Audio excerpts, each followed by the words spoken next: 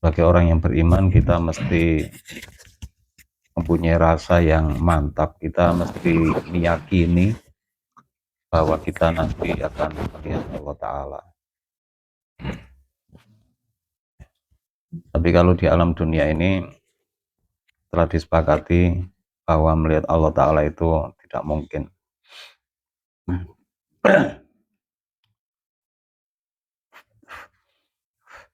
Para ulama telah bersepakat bahwa melihat Allah Ta'ala di kehidupan dunia ini tidak akan terjadi. Bahkan Nabi Musa pun ketika memohon kepada Allah Ta'ala untuk diperlihatkan, Allah Ta'ala tidak menampakkan diri.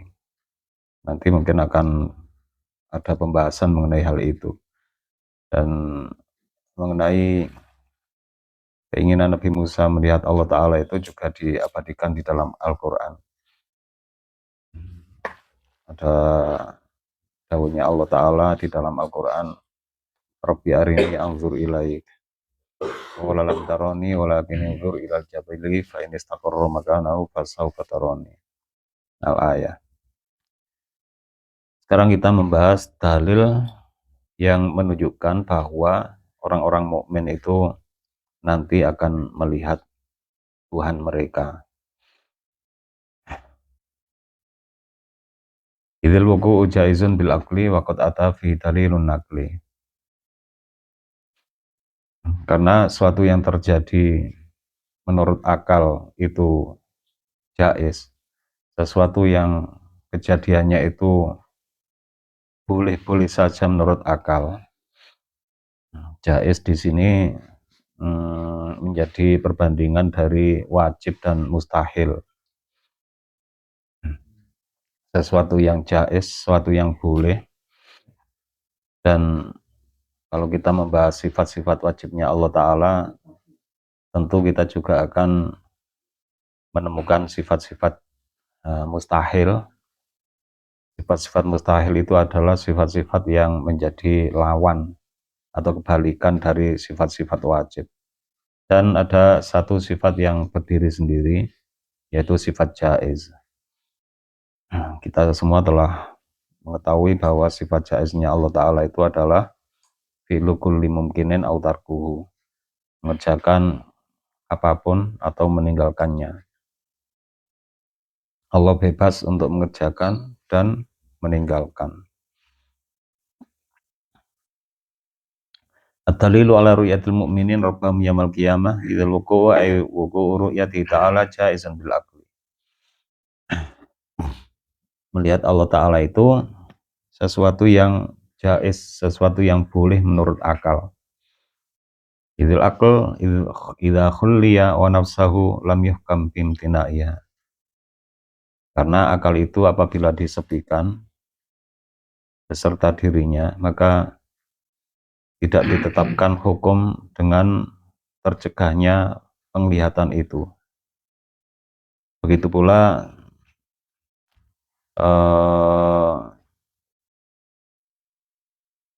tidak wala wujubuha. Ada penjelasan seperti itu. Akal ketika dikosongkan beserta dirinya, maka melihat Allah Ta'ala itu ditetapkan sebagai sesuatu yang tidak tercegah. Takriru dalil al-aqli inna qati'una bi ru'yatil a'yani wal aradi. Karena Allah Ta'ala itu mempunyai sifat wujud. Allah Ta'ala itu ada. Kita meyakini keberadaannya. Segala sesuatu yang ada itu ya tentu bisa dilihat. Cuma manusia dengan struktur seperti ini ketika masih hidup di dunia memang tidak kompatibel. Tidak kompatibel untuk melihat Allah Ta'ala. Kita nggak usah jauh-jauh membahas mengenai penglihatan kita terhadap Allah Ta'ala. Di antara sesama makhluk ini ada banyak yang tidak bisa kita lihat. Sementara kita dengan keberadaan diri yang strukturnya seperti ini. Di sekitar kita juga banyak makhluk-makhluk yang gaib, tidak hanya dari bangsa jin saja, makhluk-makhluk yang gaib dari selain bangsa jin juga ada. Bahkan udara, udara itu kan juga ada, kita meyakini keberadaannya, tapi kita tidak bisa melihat. Kalau Allah, segala sesuatu yang bisa didengarkan oleh manusia, Allah Ta'ala itu tidak hanya mendengar saja, tapi juga bisa melihat. Begitu pula sebaliknya, segala sesuatu yang bisa dilihat oleh manusia, Allah Ta'ala itu tidak hanya bisa melihatnya, tapi juga mampu mendengarkannya. Jadi, jangankan Allah Ta'ala, selain Allah Ta'ala, kita dengan sama makhluknya di dalam kehidupan dunia ini, tidak semua yang ada itu bisa kita temukan dengan mata. Tidak semuanya bisa kita tangkap dengan mata, tidak semuanya bisa kita lihat. Tapi di akhirat nanti, orang-orang yang beriman akan menyaksikan Tuhan mereka. Wa taqriru dalilil aqli inna qati'una bi ru'yatil a'yan wal a'rad. Dalil aklinya atau menurut akal, dalil yang berdasarkan akal itu apa? Dalil yang rasional, yang rasional. Inna qati'una bi ru'yatil a'yan. Kita telah memutuskan atau sesungguhnya kita adalah orang-orang yang memutuskan bahwa semua benda itu bisa dilihat. A'yan wal a'rad. Ini sebenarnya artinya sama, tapi berbeda. Benda-benda yang penting disebut a'yan, sementara a'rad itu benda-benda yang tidak penting. Terus ada juga yang disebut dengan esensi, itu biasanya disebut dengan jauhar. Ada arodun, ada ainun, ada jauharun. Dan di antara benda-benda yang ada, baik itu benda yang biasa saja, yang remeh, atau benda yang penting, atau benda yang inti, semuanya bisa kita lihat. Dan kita telah sepakat akan hal itu. Darurata anna numayyizu bainal a'yan wal a'rad. Terlebih, ini harus dilakukan untuk membedakan antara benda-benda yang disebut dengan a'yan dan benda-benda yang disebut dengan a'rad. Benda-benda yang remeh, yang biasa, dan benda-benda yang lebih berharga, lebih penting, kita bisa mengetahui dengan cara melihat. Di sekitar kita ada benda-benda yang lebih berharga, ada yang biasa, ada yang lebih utama, bermacam-macam benda dengan berbagai kelasnya, dengan berbagai nilainya. Nyaris semuanya bisa kita bedakan dengan penglihatan. Wala budda lil hukmi min illatin mustarikatin bainahuma. Dan tidak bisa dihindarkan ketentuan mengenai ilat atau sebab yang bersekutu di antara keduanya. Maksudnya di antara benda-benda yang biasa dan benda-benda yang penting. Kita bisa menyebut ini benda-benda yang penting, ini benda-benda yang biasa. Itu pasti ada alasannya. Plastik itu juga ada kelasnya. Ada plastik yang biasa, ada plastik yang kualitasnya baik, ada plastik yang tidak begitu kita butuhkan, ada yang sangat kita butuhkan. Lah, la budda lil hukmi. Untuk menentukan hal itu, kita juga membutuhkan penglihatan. Wa ya imma al-wujud awil hudus awil imkan. Idla robi alaha yashtarik. Kemudian ilat yang bersekutu atau faktor atau sebab yang bersekutu di antara a'rad dan a'yan itu ada kalanya wujudnya atau hudusnya atau imkannya, keberadaannya atau keberadaan yang baru saja terjadi atau kemungkinannya. Kalau kita membahas kemungkinan berarti belum ada. Dan setelah ini mungkin ada, mungkin tetap tidak ada.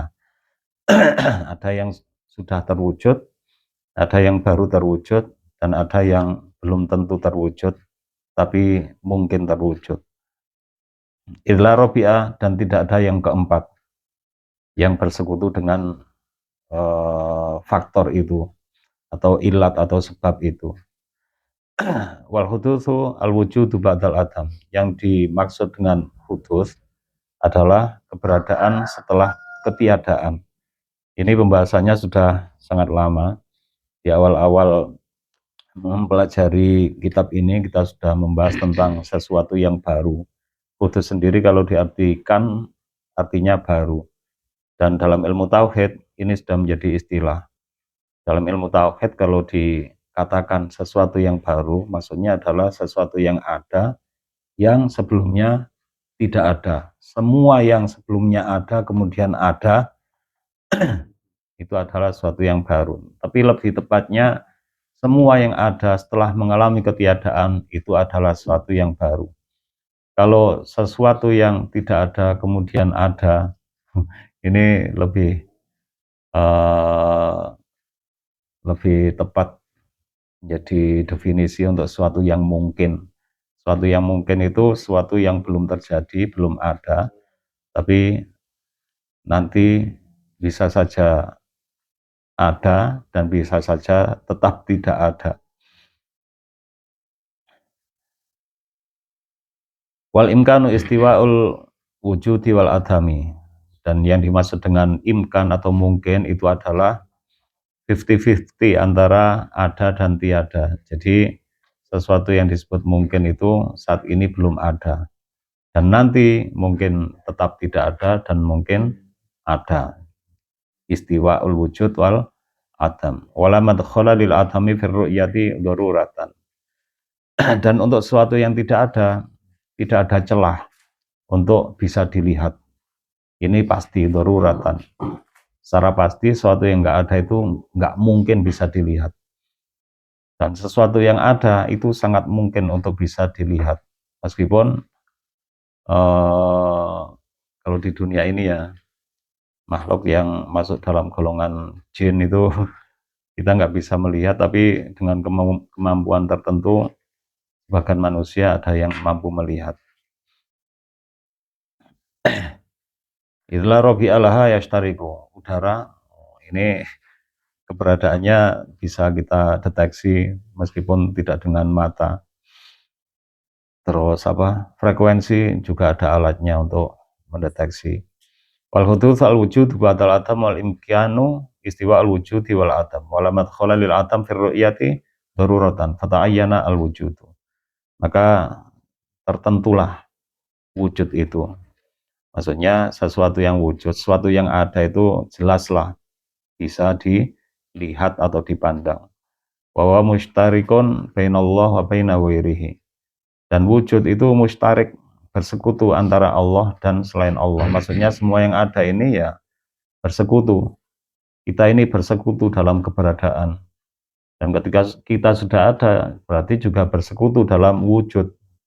Wujudnya Allah maksudnya. Kita ada, Allah ada. Dalam hal ini kita bersekutu.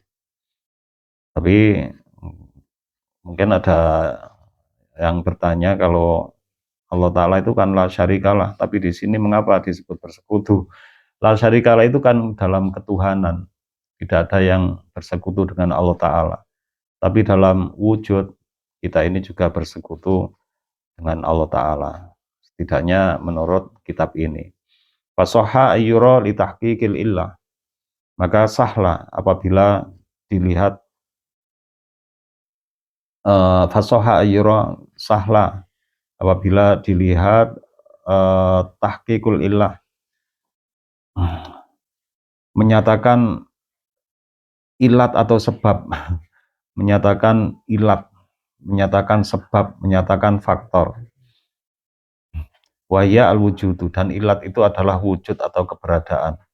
Wa yasihu anturasa irul maujudat minat tu'umi warwa'ih wal aswat.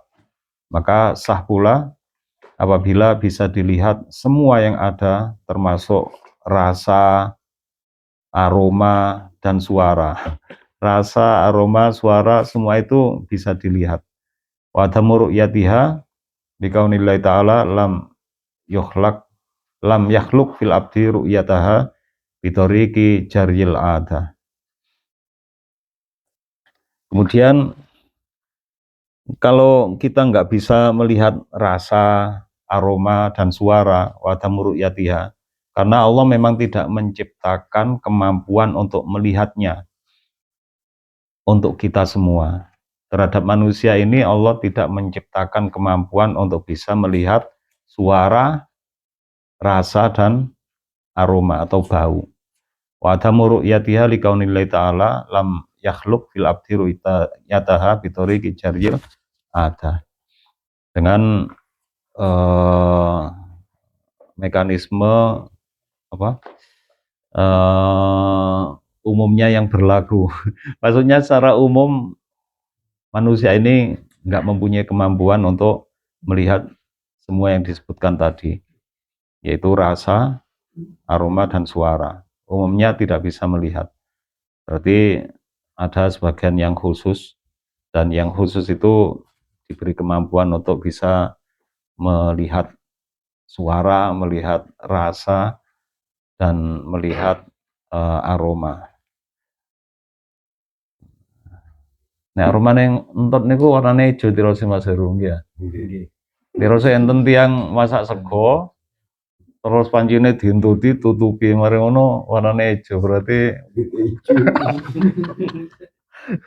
jarene lho. Tapi stunting hijau itu ya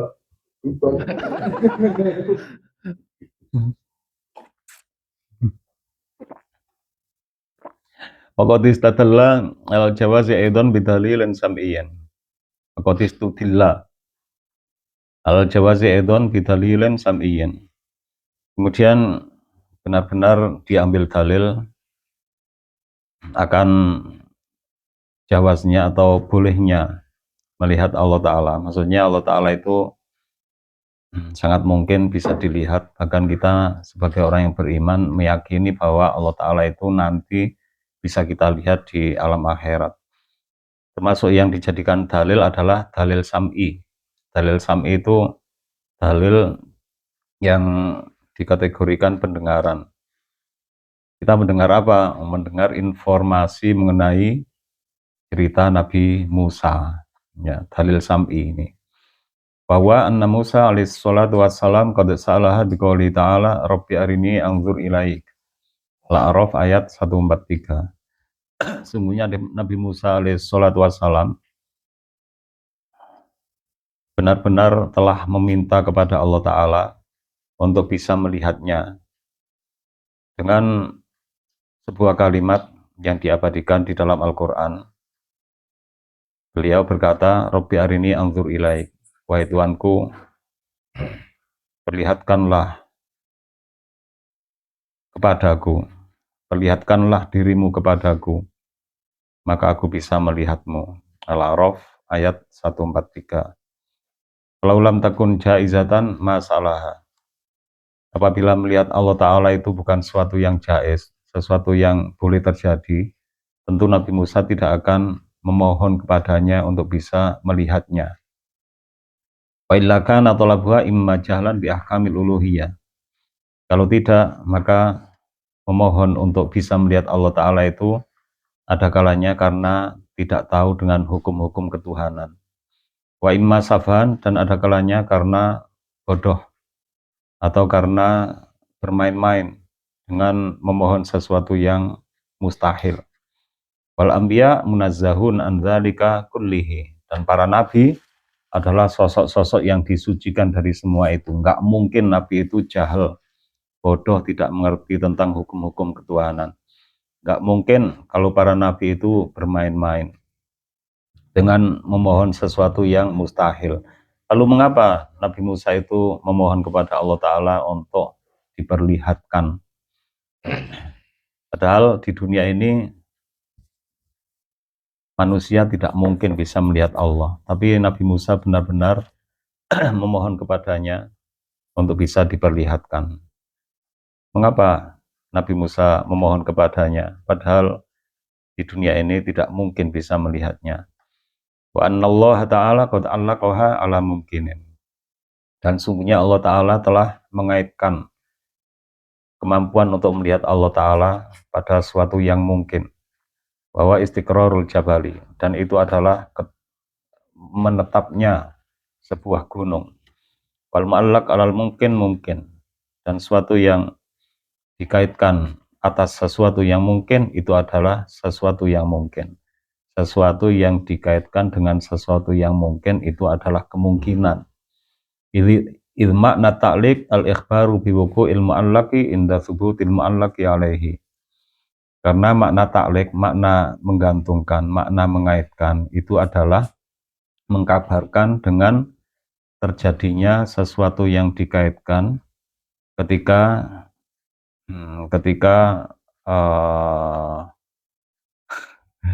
satu yang dikaitkan ini istilah ya apa ya? Sesuatu yang dikaitkan, sesuatu yang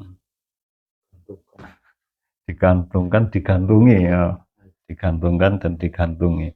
Kan Allah Ta'ala mengatakan qala lan tarani walakin inzur ilal jabali fa in istaqarra makanahu fasawfa tarani. Qala lan tarani, engkau tidak akan melihatku. Ini kata Allah kepada Nabi Musa. Walakin inzur, tetapi lihatlah gunung itu. Apabila dia tetap pada tempatnya, maka engkau akan melihatku. Apabila gunung itu tetap pada tempatnya, maka engkau akan melihatku. Ini ada kata akan ya. Dan kapan terjadinya Allah tidak menjelaskan. Dan sangat mungkin yang dimaksud dengan akan itu adalah di alam akhirat nanti. Ketika Nabi Musa memohon kepada Allah Ta'ala untuk melihatnya, Allah memberikan jawaban, engkau tidak akan melihatku. Tetapi lihatlah pada gunung itu. Apabila gunung itu tetap pada tempatnya, maka engkau akan melihatku. Wal mu'allaq alal mungkin, al-ikhbaru biwuqu'il mu'allaq inda thubutil mu'allaq alaihi. Dan sebuah gunung tentunya akan tetap pada tempatnya. Berarti ini adalah petunjuk bahwa Allah Ta'ala itu akan bisa dilihat. Fasawfa tarani, memberikan informasi tentang tetapnya atau terjadinya sesuatu yang digantungkan pada ketetapan sesuatu yang digantungi. Waduh, tapi istilahnya kok kejuangan ya, ini istilah ten bahasa Arab. Niki kebetulan kula nggih dereng golek kosakata sing pas kanggo nerjemane kosakata niki al mu'allaq kali mu'allaq alai.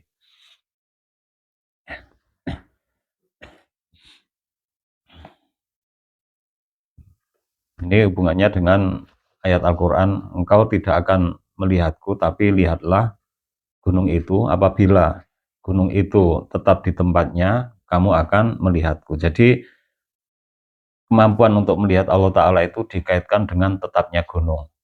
Ini yang dimaksud dengan biwuqu'il mu'allaq inda thubutil mu'allaq alaihi. Kalau ternyata gunung tersebut tetap pada tempatnya, engkau akan melihatku.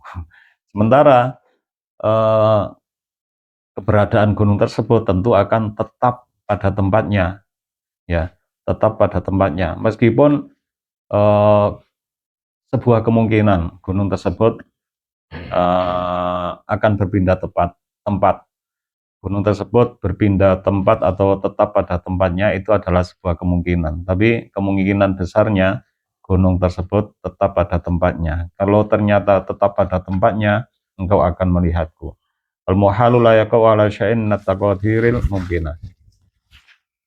Suatu yang mustahil tidak terjadi pada suatu wal muhalu la yaqa'u ala syai'in minat taqadir, pada suatu yang masuk dalam kategori takdir-takdir yang mungkin. Maksudnya sesuatu yang mustahil itu enggak masuk dalam kelompok sesuatu yang mungkin. Sesuatu yang mungkin itu kan tadi sudah kita bicarakan. Sesuatu yang mungkin itu mungkin ada, mungkin tidak ada, mungkin terjadi, mungkin tidak terjadi. Sesuatu yang mustahil itu ya seperti apa? Manusia berjalan dengan kepala, ini kan sesuatu yang mustahil. Dan sesuatu yang mustahil itu tidak bisa kita dikategorikan dalam kelompok sesuatu yang mungkin. Kalau lam takun mungkinatan lazimal khulfu fi khabari ta'ala wa huwa muhalun. Kalau sesuatu itu tidak mungkin, maka wajib mengingkari di dalam informasinya Allah Ta'ala, dan itu adalah sesuatu yang mustahil. Jadi kadang kita ini terbelenggu dalam sesuatu yang sebenarnya mustahil. Sesuatu yang sebenarnya mustahil, kita terlalu kuat dalam memegang kaidah tauhid. Kalau Allah Ta'ala berkehendak, maka terjadilah. Padahal selama ini kita menyaksikan Allah Ta'ala nggak pernah punya kehendak seperti itu. Nah, di sini dijelaskan wal muhalu la yaqau ala syai'in min taqdiril mungkinah. Sesuatu yang mustahil tidak masuk dalam sesuatu yang masuk dalam kategori takdir-takdir yang mungkin. Pamakila min anna su'ala Musa alaihissalam lam yakun tahsil limatlubihi wa inna makana, lalu mengapa Nabi Musa itu memohon kepada Allah Ta'ala untuk bisa melihatnya, padahal beliau itu tahu bahwa melihat Allah di alam dunia ini nggak mungkin. Apakah Nabi Musa itu bermain-main saja, atau karena beliau tidak tahu semua itu nggak mungkin terjadi pada Nabi Musa? Karena para nabi itu tidak mungkin bodoh, para nabi itu nggak mungkin bermain-main dalam urusan yang seperti ini. Lalu mengapa beliau itu memohon kepada Allah untuk bisa melihatnya? Lam yakun, ada pendapat yang mengatakan bahwa Nabi Musa itu memohon kepada Allah untuk bisa melihatnya bukan untuk dikabulkan permintaannya. Karena saat itu kan Nabi Musa ditekan oleh umat beliau atau sebagian umat beliau untuk bisa melihat Allah. Dalam Al-Quran mereka mengatakan qalu ya wa idh qultum ya Musa lan nu'mina laka hatta narallaha jahratan faqtum sawaqatu antum nabdurun. Ingatlah ketika kalian semua mengatakan, wahai Musa, kita tidak akan beriman sampai kita bisa melihat Allah. Kemudian kelanjutan ceritanya, mereka diajak Nabi Musa untuk pergi ke Tursina atau Gunung Tursina, dan di sana Allah Ta'ala Nabi Musa memohon kepada Allah Ta'ala untuk bisa melihatnya, dan itu disaksikan oleh beberapa orang yang sebelumnya memohon kepada Nabi Musa untuk bisa melihat Allah Ta'ala. Kemudian Allah Ta'ala memberikan jawaban seperti yang tadi saya sampaikan, lantaroni walakin inzur ilal jabali fa in istaqarra makanahu fasawfa tarani. Inna makana li ta'limi qaumi. Apa yang dilakukan Nabi Musa itu adalah untuk memberikan pelajaran kepada kaumnya. Annaha mumtani'atun hina qalu lahu lan nu'mina laka hatta narallaha jahratan. Untuk memberikan pelajaran kepada kaumnya bahwa melihat Allah Ta'ala itu tidak akan terjadi di alam dunia ini. Melihat Allah Ta'ala itu terhalangi di alam dunia ini, tercegah di alam dunia ini. Dan itu ketika mereka berkata kepada Nabi Musa, lan nu'mina laka hatta narallaha jahratan. Kita tidak akan beriman kepadamu sampai kita melihat Allah Ta'ala dengan jelas. Al-Baqarah ayat 55. Wala nusallim annal ma'allak alaihi mungkin. Dan kita tidak bisa menerima kalau sesuatu yang dikaitkan, yaitu tetapnya gunung, itu adalah sesuatu yang mungkin. Balwa istiqrarul jabal halu taharrukihi wa huwa muhalun. Dan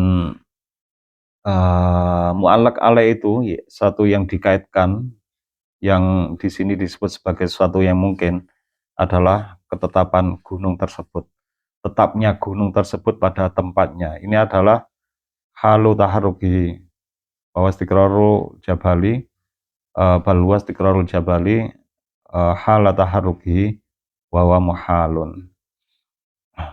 Tetapnya gunung ketika bergerak itu adalah suatu yang muhal. Karena apa, antara apa, diam dan bergerak dan menetap, ini nggak bisa terjadi apa, secara bersamaan. Ketika bergerak berarti tidak menetap, ketika menetap berarti tidak bergerak. Ini juga pembahasan yang melibatkan logika ini ya.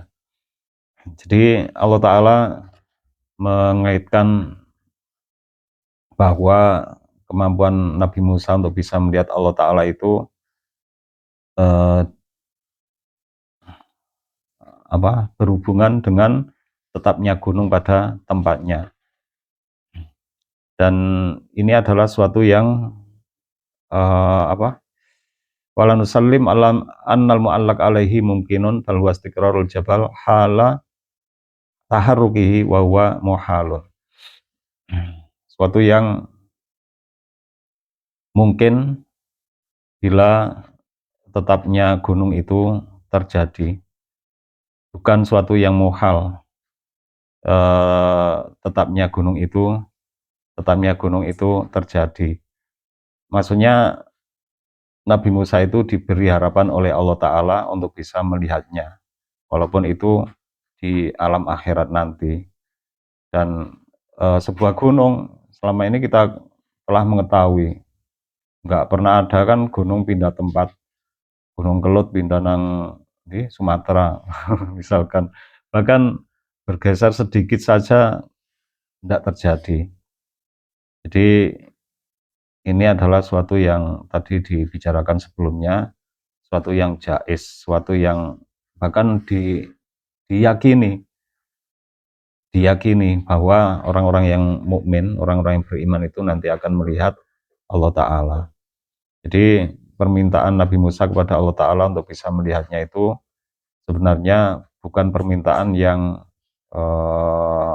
akan dikabulkan, bukan untuk minta keterkabulan, tapi beliau itu memohon kepada Allah Ta'ala untuk memberikan pelajaran kepada kaum beliau bahwa melihat Allah Ta'ala di alam dunia ini adalah suatu yang tidak mungkin.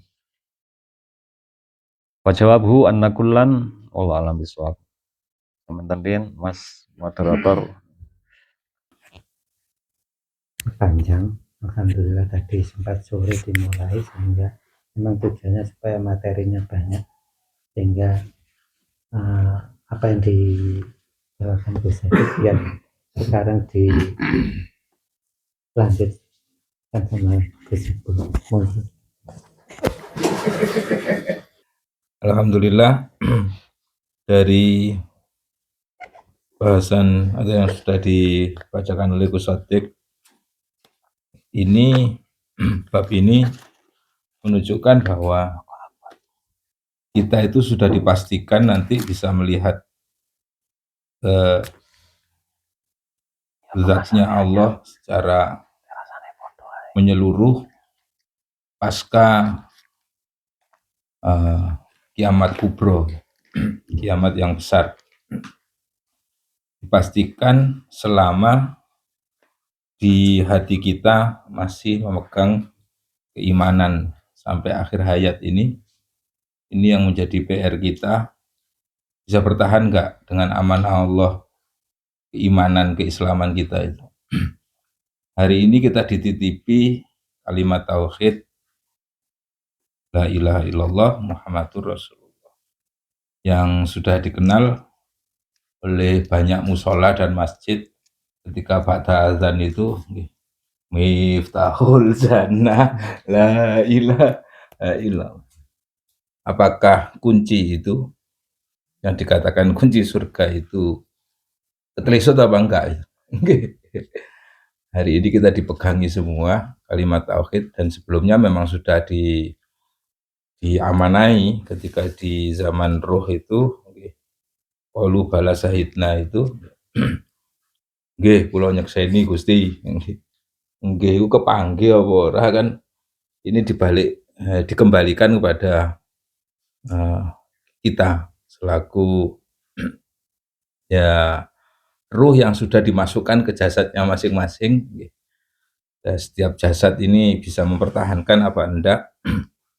Yang tadi dalil yang menunjukkan bahwa kita itu akan melihat Allah, dan ternyata ini juga dijelaskan bahwa dengan ambu, dengan suara, dengan rasa, ini kita sendiri juga bisa merasakan dengan keterbatasan panca indera kita. Ketika tidak bisa dilihat dengan ainul basariyah, mata kamanungsan ini, dan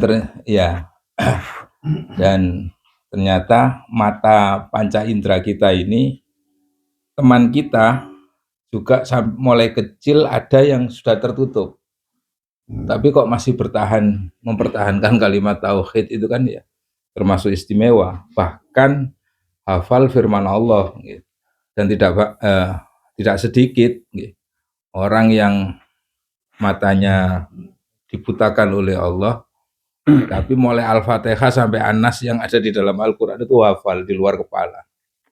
Kita yang sehat walafiat, kan malu gitu, malu. Ya itu mungkin junduan atau keplaan yang bagi kita yang sehat-sehat ini. Maka ya artinya dalil-dalil bahwa kita akan melihat kepada zatnya Allah secara langsung itu setelah kematian kita, artinya setelah kepecate nyowo, bahasanya yang bahasa Indonesia yang baik dan benar itu apa ya? Setelah terpisahnya ruh sama raga ini, megatruh, pegate ruh, kalau bahasanya Pak Heru itu megatruh, ya itu sudah bisa dipastikan, insya Allah, biiznillah lah, dengan izin Allah, selama kita masih mau memegang keimanan.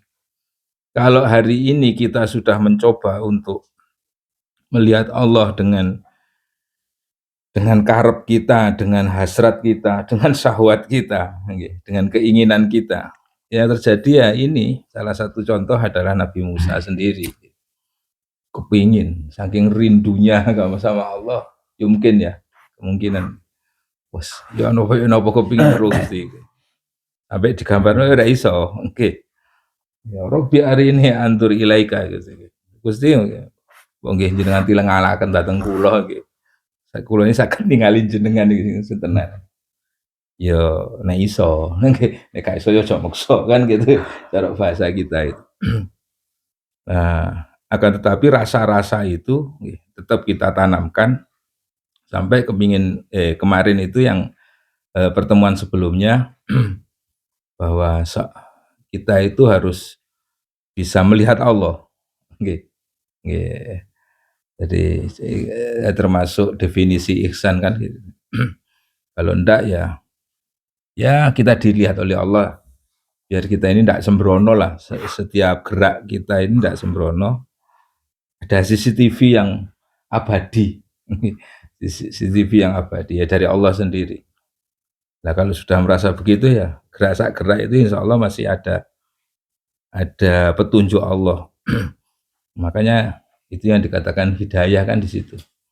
Masih ada kontrol lah dari Allah untuk berbuat yang sesuai dengan ridhonya. Dari sekian ini sebenarnya ada banyak pertanyaan sebenarnya. Bagaimana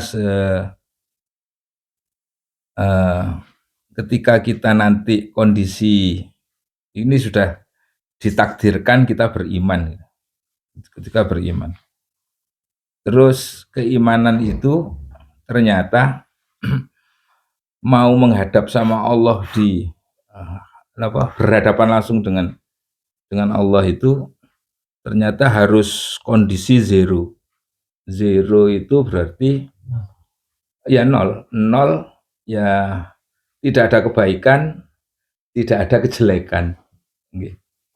Itu Yumkin loh ya. Wong mungkin itu bisa iya bisa enggak. Nggih.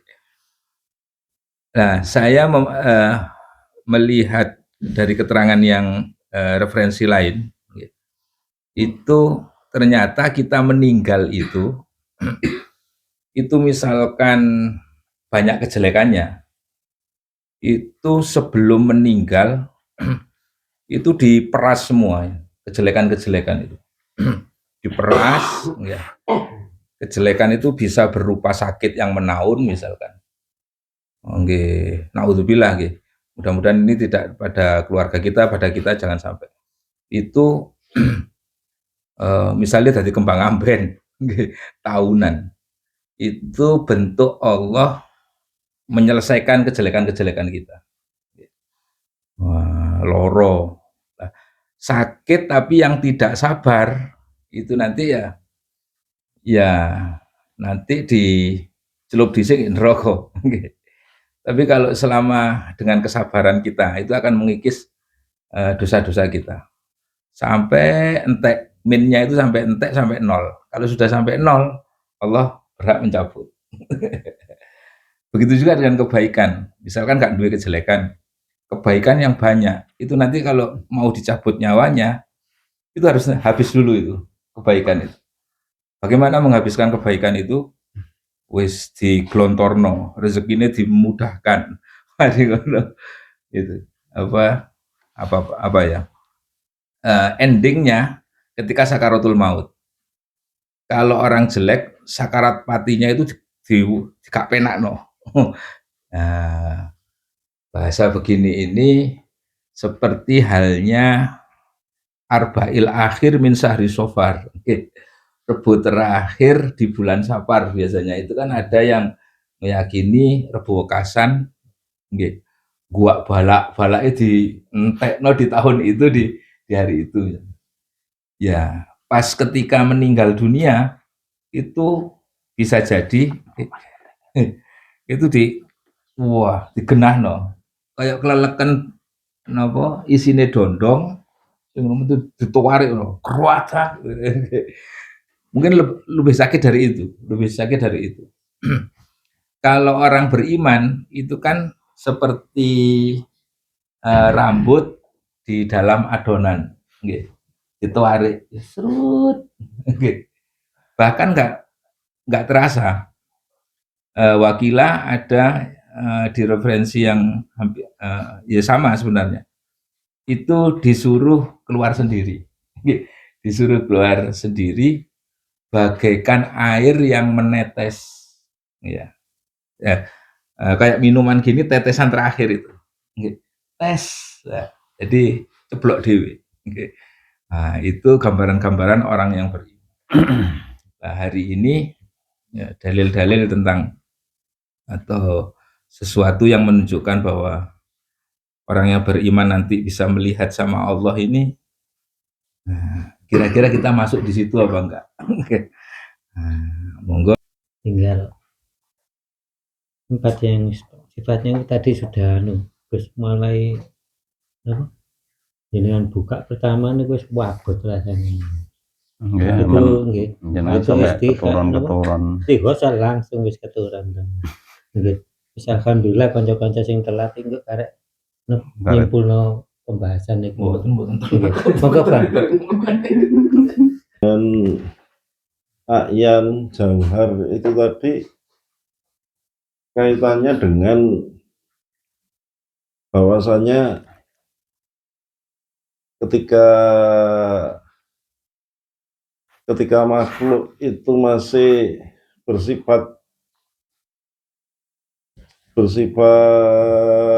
apa?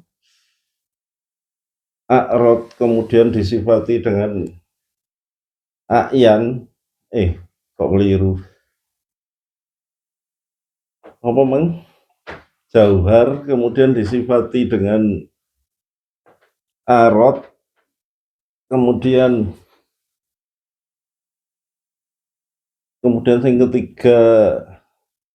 yang ketiga apa? A'yan. Itu kalau ditarik benang merahnya keterbatasan bahwasanya ketika cek di makom itu awake dhewe sebagai makhluk atau hamba itu nggak bisa untuk melihat Allah sing dengan sifat-sifatnya yang dahulu sudah sifat wajibnya yang sudah sebelum-sebelumnya dipelajari. Masalah masalah itu mang ketika membahas definisi per definisi bingung iki jauhar itu sing mandiri, kemudian ono apa arot itu sifat sing nempeli jauhar. Iki pemahamanku dari yang dipaparkan Gus Sotik tadi. Nah kemudian dari apa gabungi jauhar ambek arot iku kemudian jadi ayan wujud sing lengkap sing iso disaksikan. Nah kemudian kaitannya ambek Musa itu kalau kenapa Allah tidak bisa dilihat, karena Allah tidak dalam makom iku makom jauhar, arot dan ayan. Nowo kados mekaten Gus. Baca tadi ada 3 golongan. Ain, kalau kita bicara mufradnya ain, arod sama jauhar. Atau kalau diurutkan arod, ain dan jauhar.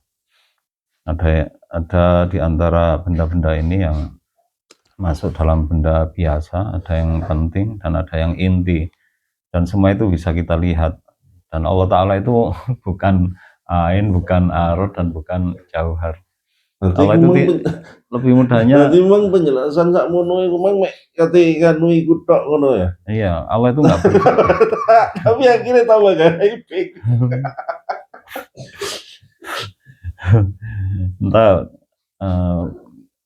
antara ketiganya itu dipisah-pisahkan. Andai kan disebut sebagai benda, ngono jan wis cukup. Allah Ta'ala itu tidak berfisik gampangane ngono. Sehingga dia itu tidak bisa dilihat di alam dunia ini.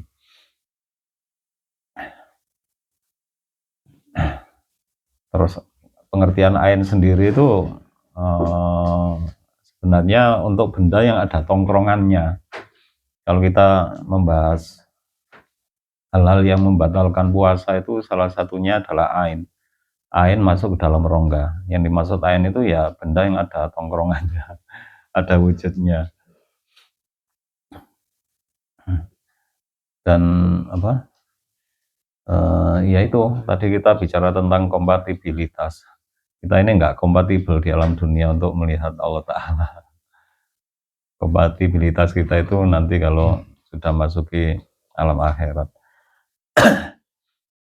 Dan tadi yang dibahas Gus Ipul mengenai orang yang ketika mau meninggal dunia mengalami situasi yang berat, padahal dia itu selama hidupnya soleh. Dan ada orang yang selama hidupnya banyak melakukan kejahatan, tapi ketika sakaratul maut mendapatkan kemudahan. Itu juga ada sebuah cerita. Ada seorang raja yang zalim jatuh sakit, dan dia sakit keras. Saat itu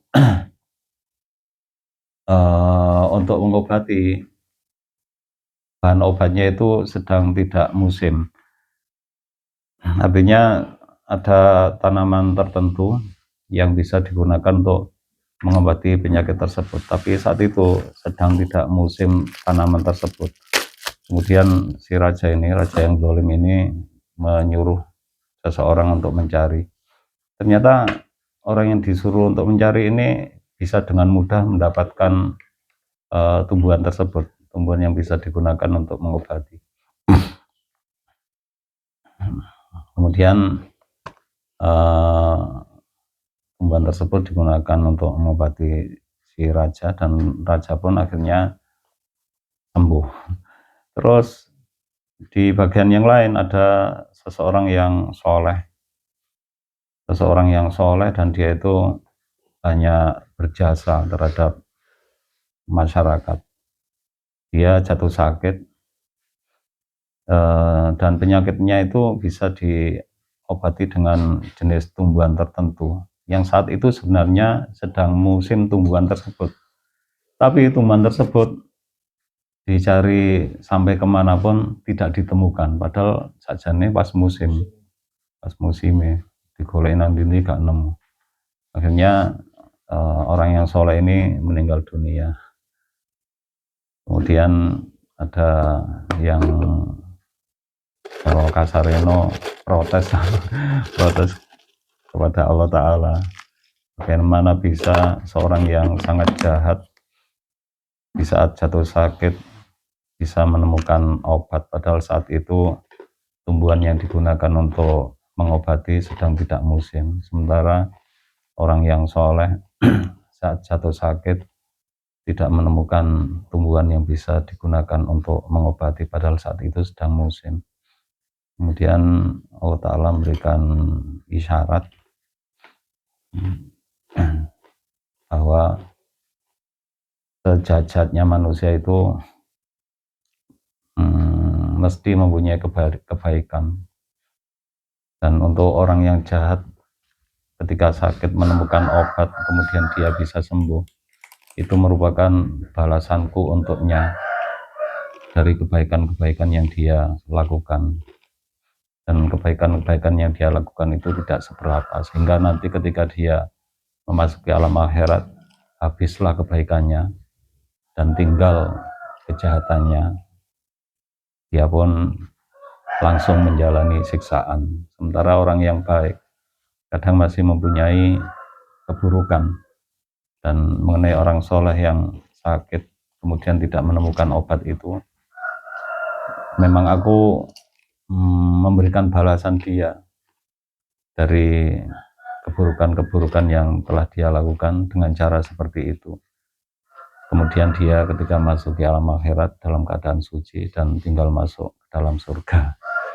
Nah, ini salah satu cerita, dan mungkin cerita yang lain bisa ono tentang topik yang sama.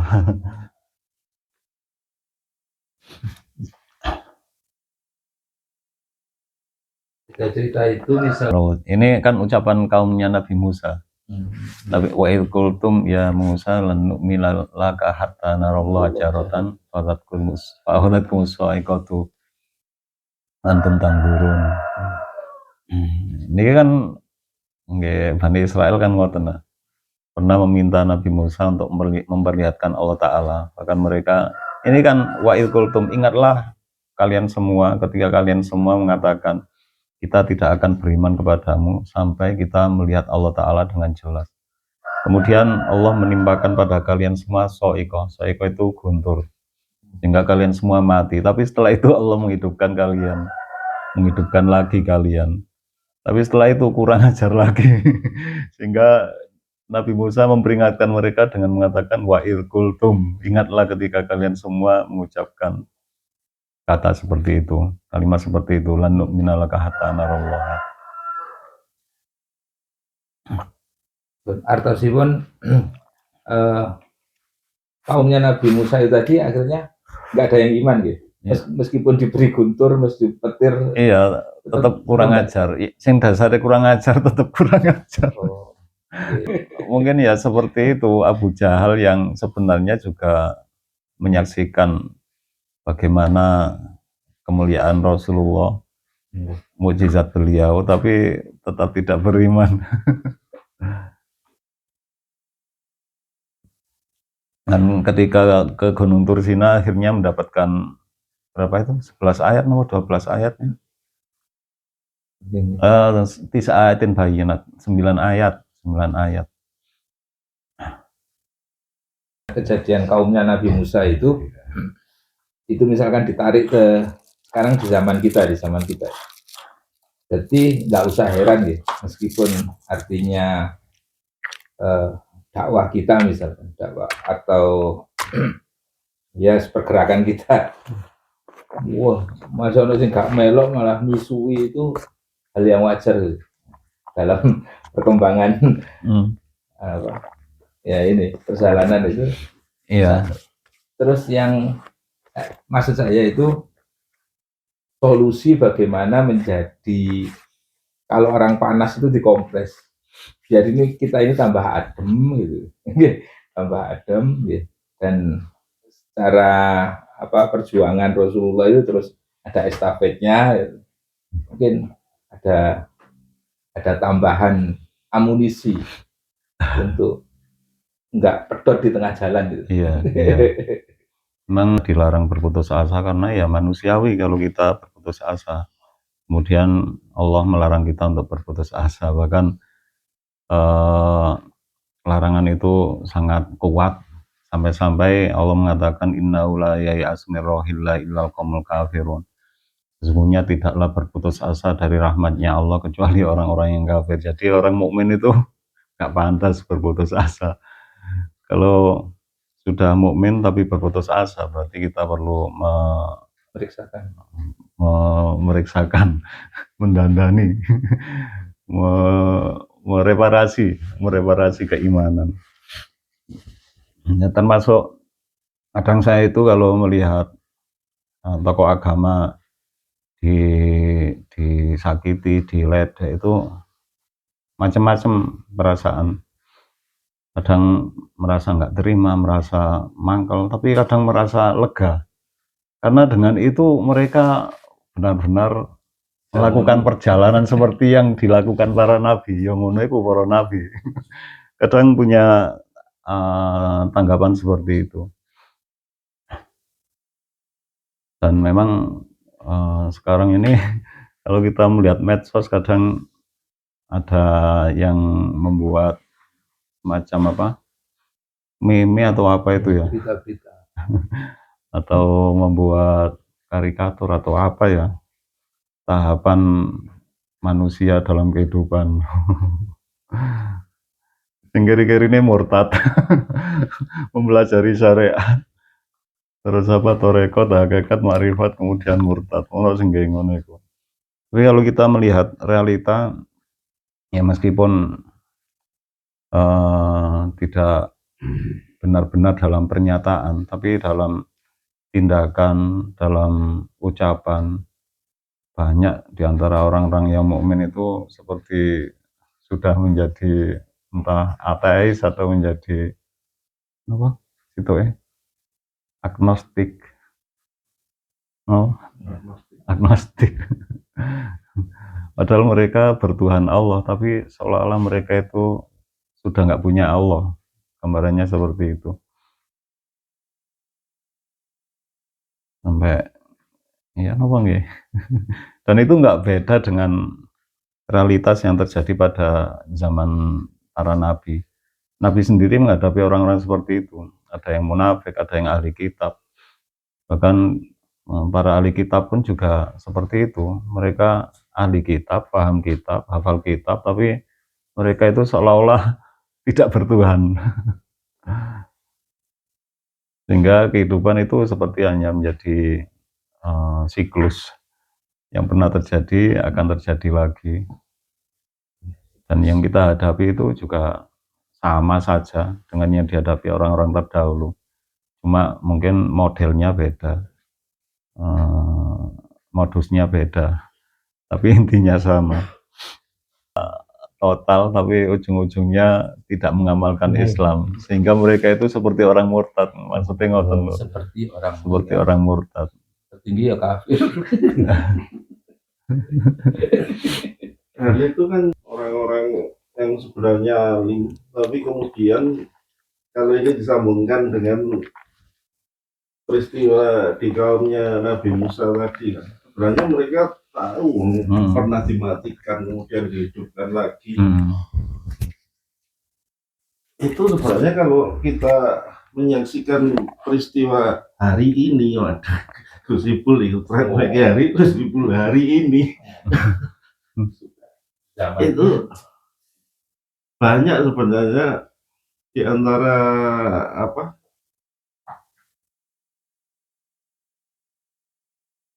di antara apa lek ngarani khalayak yang notabene sebenarnya jangkep ilmu sembarangi wis lah, ilmu alate, ilmu manteke, ternyata malah kemudian karena ono egosentrisme tersendiri, kemudian kena virus-virus apa keminderan nganu, kemudian kepingin dodono bahwasanya Islam sing bener iki kaya ngene iki, sing sing ngene iki, sing liberal ngene iki, sing ngene. Itu kan sering kan akhirnya kini sing wong awam iki kadang-kadang mengalami fase gagap. Lah iki sing bener sing ngendi ya? Sing jarine kene ngene, sing jare kene ngene. Dari situ sebenarnya walaupun awam kudune tetep kudu duwe pondasi cekelan sing jejeg. Oke lah, nggak pinter-pinter amat lah, tapi pondasinya kudu kuat. Terus terkait ini mang ono paling tinggi murtad itu mang ya. Yang terjadi sekarang itu banyak, bahkan non saya mungkin kebodohan saya memahami ya. Ketika orang fasenya semakin tauhid, derajatnya sudah apa relatif tinggi lah, mungkin pemahamannya, lakunya tauhid, itu ada semacam gagap syariat, artinya ada kegoncangan syariat. Cara lek bahasane anu saiki mungkin ono shock culture, semacam shock culture, jadi gagar budaya. Jadi antara syariat sama hakikatnya nggak balance, Misalnya kayak kejadian kayak gini, ada peristiwa yang sebenarnya di situ ada peristiwa ketidakadilan atau kezaliman. Di versi orang yang megang tauhid ini, itu ada prinsip wis lah babahno, sawake dhewe gak usah melok-melok. Engko pada saatnya itu akan berubah-ubah dhewe. Kabeh iku yo takdire pangeran. Nah, hal-hal semacam ini gimana Gus memahami hal, padahal secara syariat kan kita harus jatuh, secara syariat kita harus yughayir. Karena secara syariat kudu ono ikhtiar. Untuk memoderasi ini gimana Gus terkait wacana-wacana kayak gitu? Bahwa setiap orang itu punya metode yang berbeda-beda, atau kalau istilah Arabnya fiqh dakwah. Memang apapun yang dilakukan itu ada aturan, tapi dalam tindakan kita nggak jarang, bahkan sering menggunakan kebijakan. Kita sendirian kalau punya kebijakan itu ya karena sebelumnya mempertimbangkan dengan seksama. Ada bagian orang yang karakternya memang nggak bisa dituturi, dinasehati. Terhadap orang yang seperti itu mungkin akhirnya kita mempunyai kebijakan seperti itu. Kita biarkan, karena kalau kita kasih tindakan dia makin menjadi-jadi. Jadi kita pun akhirnya mengambil kaidah itu apa? Darul mafasid muqaddamun ala jalbil masoleh, menghindari kerusakan itu didahulukan daripada menarik kebaikan. Melakukan kebaikan itu diakhirkan, dinomor duakan kalau perbandingannya dengan darul mafasid, menolak kerusakan. Jadi yang seperti itu kadang sebagian orang itu tidak mau tahu, tidak mau menggunakan. Wis pokoknya menurut aturan ngene ya ngene. Padahal ilmu itu juga sangat luas dan beraneka ragam. Dan kita sendiri ya patut bersyukur kita dididik oleh ulama-ulama yang tidak hanya berilmu tapi mereka itu sangat bijaksana, sangat bijaksana. Seperti cerita Nabi Musa dan Nabi Khidir. Semua orang tentu tahu kalau membunuh itu dilarang, tapi justru seorang nabi melakukan pembunuhan. Mengapa hal ini terjadi? Ya, kadang orang itu memang oleh Allah diberi kemampuan seperti itu, tahu hal-hal yang gaib, hal-hal yang terjadi pada waktu yang akan datang, seperti Nabi Khidir membunuh seorang anak kecil, karena beliau tahu si anak kecil ini kalau dibiarkan sampai dewasa justru akan menjadi morsal durhaka kepada orang tuanya. Biar hal itu tidak terjadi, beliau membunuhnya. Ini kan kemampuan yang tidak umum. Dan di dalam kehidupan ini kita sebenarnya juga sering menghadapi situasi yang nggak umum, entah sadar atau tidak sadar, tapi yang nggak umum itu tetap ada. Seperti tadi pembahasan mengenai melihat rasa, melihat suara, dan melihat aroma. Dan secara adat manusia nggak diberi kemampuan untuk hal itu, tapi mungkin dalam jumlah yang sangat langka ada yang mampu melihat, meskipun kita nggak tahu. Ini kan kita bicara mungkin ya. Terkait masalah itu tadi, Gus, ketika itu menjadi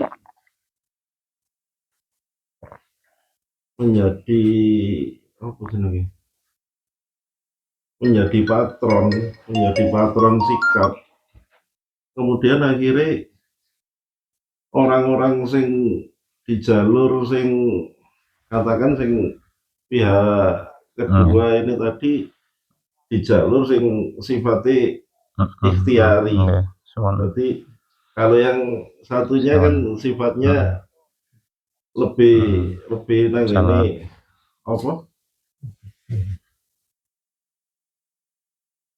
apa istilahnya, artinya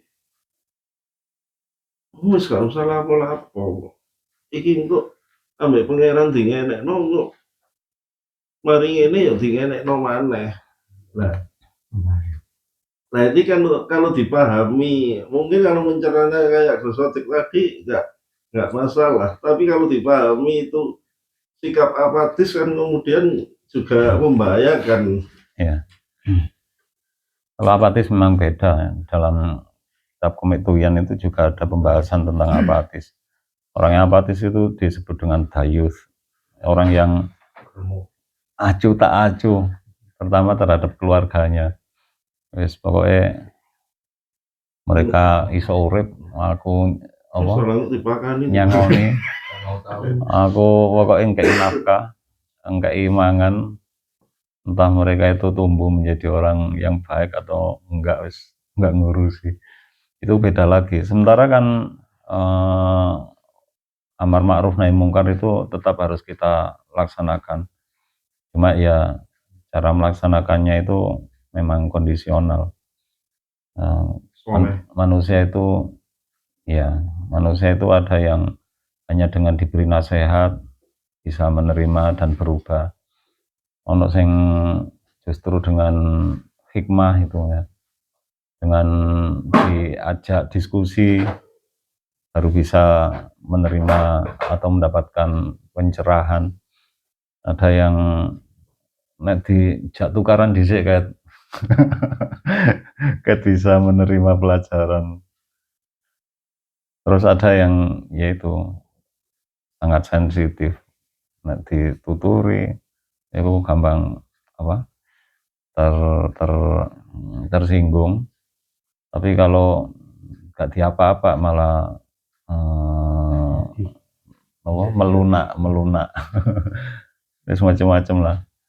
Dan makanya apa Allah Ta'ala itu mempunyai asma al-hakim, maha bijaksana, dan manusia itu diperintahkan untuk berakhlak seperti akhlaknya Allah, termasuk dalam kebijaksanaan. Walaupun kita punya pakem, tapi kita harus punya kebijakan yang bijaksana. Masih kena tanggung jawab nih guys. Artinya yang disampaikan Mas Didin tadi itu dengan ikhtiar bagaimanapun, secara tanda kutip ikhtiar, tapi sebenarnya tidak menjadi solusi. Itu apa kena hukum itu? Kulukum ro'in mas'ulun kan an ro'iyati. Iya. Jadi bagaimanapun juga kan setiap kita kan ada pertanggungjawaban. Manusia adalah pemimpin, dan pemimpin adalah orang yang bertanggung jawab. Kalau dikembalikan lagi sinau lagi nih Kanjeng Nabi itu kan kelengkapan yang luar biasa, karena Kanjeng Nabi itu kalbasar ya kaya awakmu kabeh. Jadi Kanjeng Nabi ngasih contoh sing luar biasa, mulai hal sing sepele-sepele sampai hal yang besar-besar. Jadi kita sebagai umat itu mengalami cara anu sing dilakoni Kanjeng Nabi, peristiwa umat mulai kelas sing sepele sampai kelas apa? Sekolah. Perjuangan besar. Nah di situ kan kemudian ono paradok kan, ketika kemudian ada, atau mungkin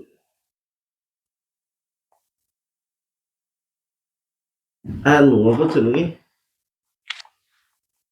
sadar pada posisinya masing-masing, tapi kemudian enggak memberi apa posisinya masing-masing itu, kemudian enggak disematkan pada orang lain sing nek kono duduk posisi nih kayak gitu. Mungkin kayak gitu, mungkin nggak usah ngelakoni ngono-ngono iki fasenya ini, enggak pada fase berikutnya akan berubah dengan sendirinya, kebalikannya dari itu mungkin makom orang yang berbicara di situ.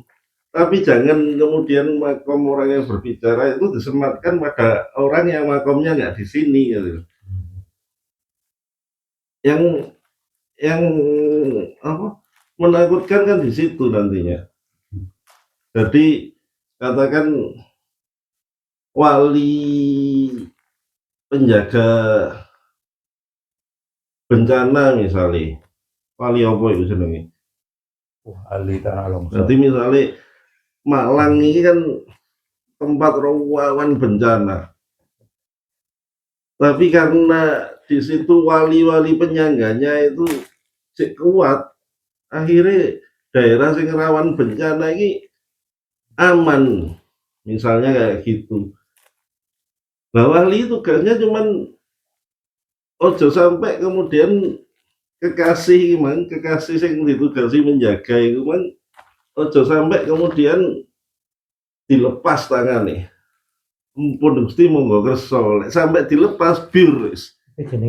Lah tugasnya apa jenenge? Wali fulus. Wali fulus. Nah tugasnya apa jenenge? Wali gimana yo wis tugasnya di situ. Nah kemudian yang lain orang iso bertugas kayak wali gimana, tugasnya main deh itu pengembangan mana kan kayak gitu misalnya. Itu kan sama bicara untuk pemetaan di Malang dulu itu kan sudah ada ya, bahwa daerah sini nggak boleh ditempati seperti bangunan untuk sebab apa, untuk peresapan. Nah, akhirnya itu sudah diplot-plot dulu itu, kalau nggak salah sudah diplot-plot waktu bapak jadi sama itu diplot-plot, nggak boleh seenak sendiri. Tapi ya itu memang dengan adanya apa wali fulus, sehingga kan apa yang sebetulnya dilarang itu sehingga kan karena kekuasaan itu lain-lain orang, apalagi bukan orang-orang Malang katakan ya, sehingga kan bisa wis gak apa-apa, tapi lek bahasa yang ini ya jadi salah no kalau nanti ada bencana itu. Iya Bang. Itu makalah apa kan sih? Yang bukan ahlinya wahwa jahil itu loh. Sing ngopo sih? Yang memper kali sing dianukan. Ini umpama di masuk jahil, masuk kategori jahil murokab ya.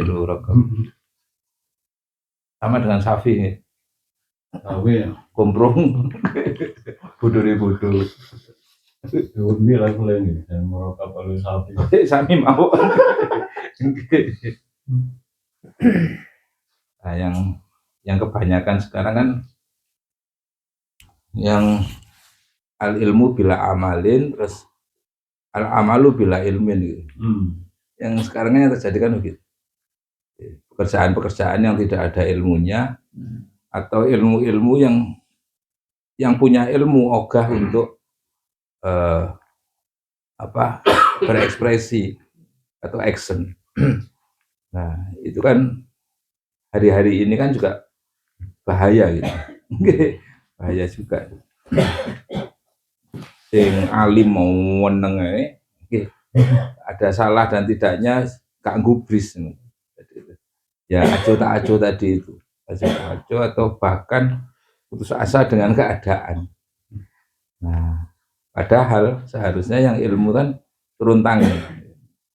Tadi yang dikatakan itu tentang apa?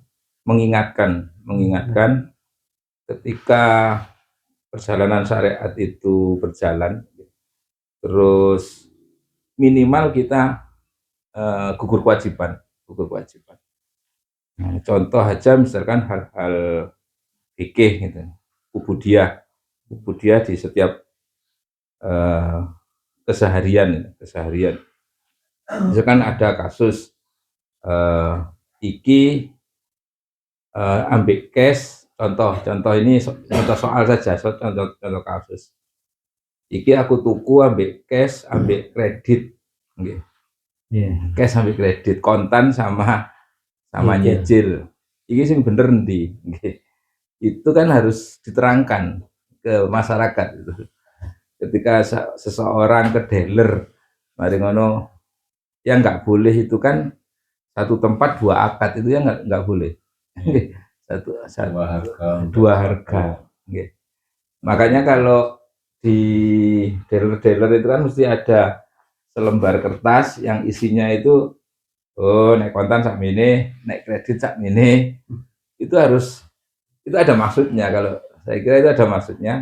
Jadi melebu dealer itu langsung saya kredit, misalkan. Kontannya nggak usah, okay. Atau saya kontan. Gitu. Kalau masih ada baina di dalam di antara itu di dalam satu majelis itu ya nggak boleh. Maka kalau ada begitu metu dhisik nang dealer, kalau misalkan ku mlebu maneh untuk menegaskan. Nah, hal-hal itu kan harus disampaikan, Iki sampean wayahe zakat, nggih. Bondomu sakmene, nggih. Kekayaanmu sakmene. Hal-hal itu kan harus ada yang terjun ke lapangan. Gitu. Kalau yang tahu terus akhirnya menengai, itu kena hukum apa? Itu tadi kepemimpinan itu tadi.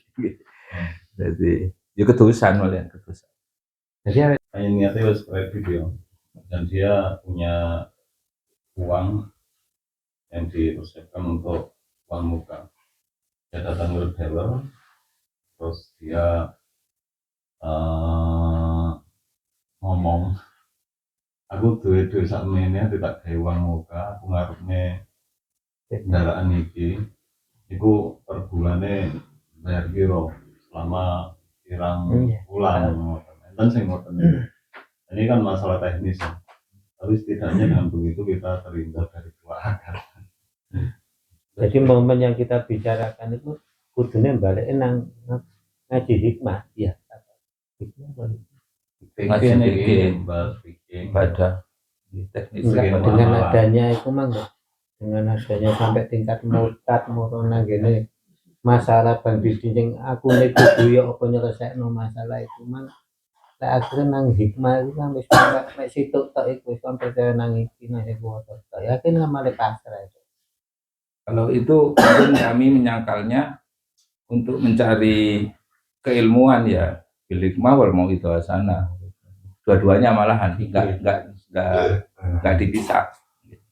Dengan hikmah juga dengan ngaji, dengan teori, dengan Hikmah ini maksudnya nggak kacamata kuda, banyak. Jadi dicopot.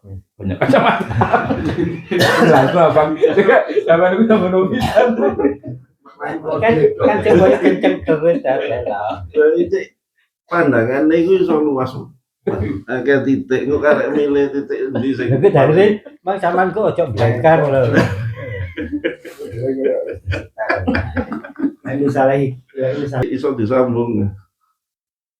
Nyambung gosipul tadi terkait ikhtiar ambek pestine pangeran niku mang. Allah itu kan mempunyai dua, jadi mengizinkan dan yang satunya lagi meridhoi. Jadi lek mengizinkan itu belum tentu nek kono sebenarnya sesuatu yang pada titik ideal. Nanti bisa juga Allah itu mengizinkan kejadian, tapi sebenarnya nek kono Allah tidak meridhoi. Iki nyambung ambek anune Pak Hari. Awakmu kate milih apa? Yo ini catetane. Nah, catetane itu kudune jek dipetal maneh catetane iki. Catatan mengizinkan apa catatan meridhoi? Berarti lek duduk kemudian nek awak mengizinkan kemudian awake dhewe melok nek ngene titik sing gak ideal iku mang tetep kita terima itu sesuatu yang diizinkan Allah walaupun sebenarnya secara maslahat tidak ideal. Nah, akhirnya di situ walaupun itu pastinya Tuhan tetap di sini awake dhewe tetep ono apa? Ono iku mang, ono peristiwa berjuang untuk ikhtiar, yughayir, jihad, macam-macam tadi. Tapi dasarnya kan yang nanti digarisbawahi oleh kan kudu tepat, kudu pas, yang disebut kudu ono sesuatu yang bijak. Atau kalau kita review dari apa yang sudah tema-tema yang sudah kita bahas sebelum-sebelumnya itu sing saiki lagi disenengi Cahar itu kita harus soleh. Nanti Cahar itu saiki belajar soleh, ngepakno awak pas wayahe muring-muring iki gak oleh muring-muring sih. Masalahnya kok gak soleh, itu saiki dilakoni Cahar.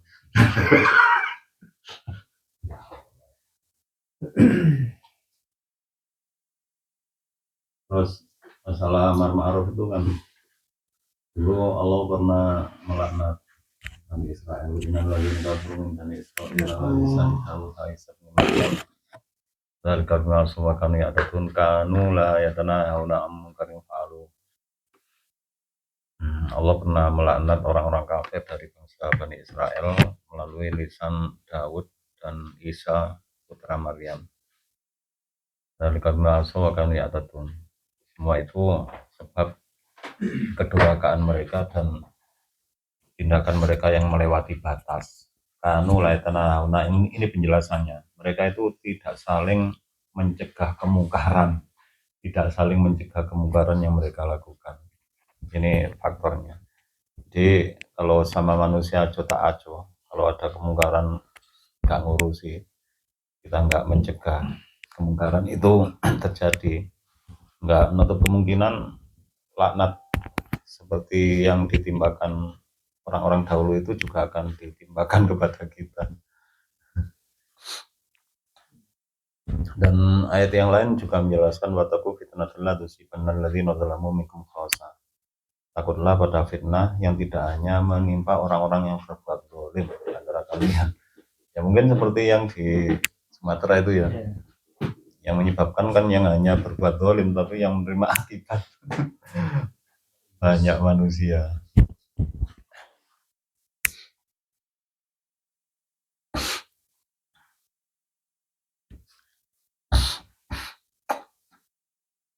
Wonten sing nafsiraken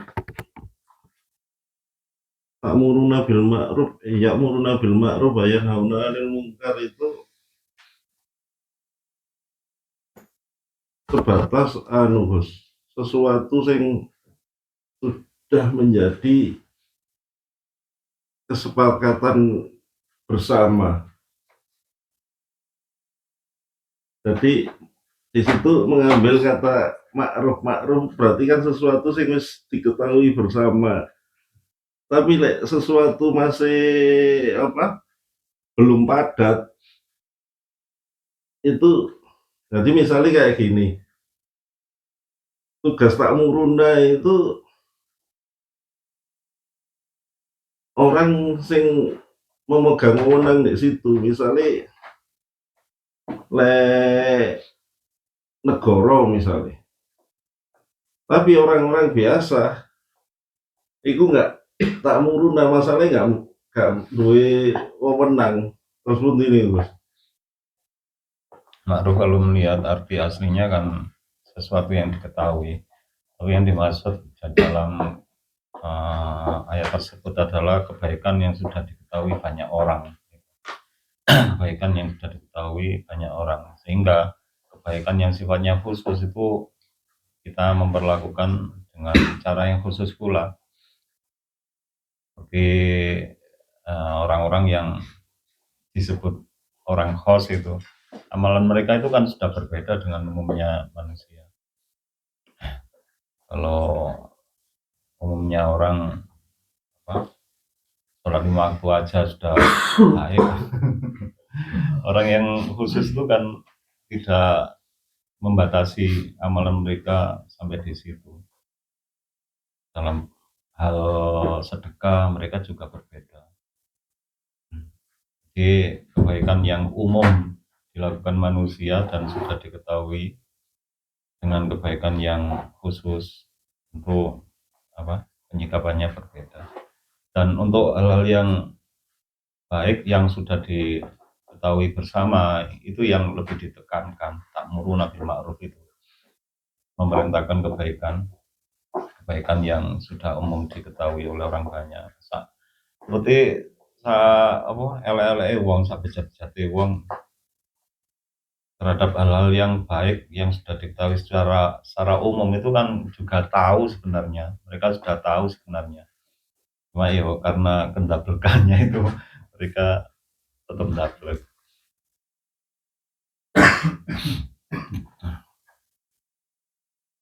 Apa masa sih?